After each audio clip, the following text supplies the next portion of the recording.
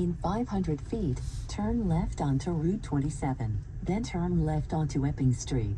Now turn left onto Epping Street. Now turn right onto Epping Street.